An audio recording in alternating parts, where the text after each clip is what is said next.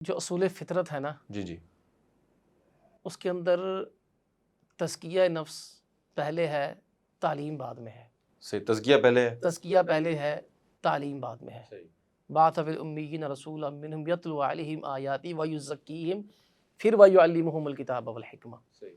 تو اگر تو بچے کی تربیت پہلے ہی دینداری کے اوپر ہو جائے، جی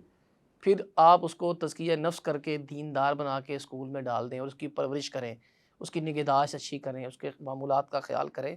پھر آپ اس کو میٹرک میں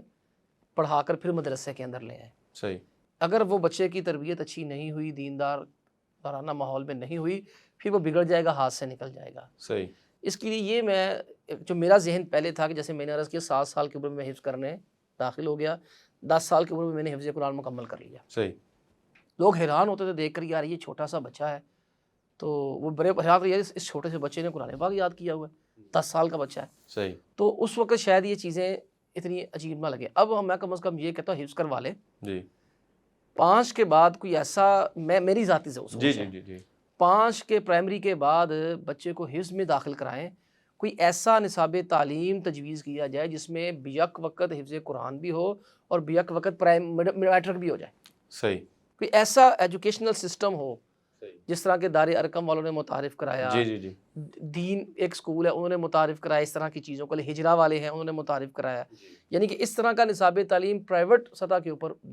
سرکاری سطح کے اوپر نہیں بننا، پرائیویٹ سطح کے اوپر بنا لیا جائے کہ بچوں کو ساتھ ساتھ لے کے چلیں۔ صحیح لیکن چونکہ یہ بہت ہی ایک مشکل کام ہے، جی تو اس لیے میری ذاتی رائے ہے کہ بچے کو جو ہے وہ حفظ کروانے کے بعد یا پرائمری کے بعد نا، اس کو کم از کم اسکول مدرسے میں داخل کرایا جائے، 1 سال تک اس کو مدرسے کے لیے خاص رکھیں، پھر آہستہ آہستہ اس کو middle, matric, F A, B A, M A, M Phil, P H D تک اس کو ساتھ ساتھ کروایا جائے۔ صحیح کیونکہ میں سوچوں اگر ایک دفعہ بچہ آپ کے ہاتھ سے نکل گیا نا، پھر ہو گیا، صحیح پھر بچے کی ذہن سازی کرتے جائیں ساتھ ساتھ۔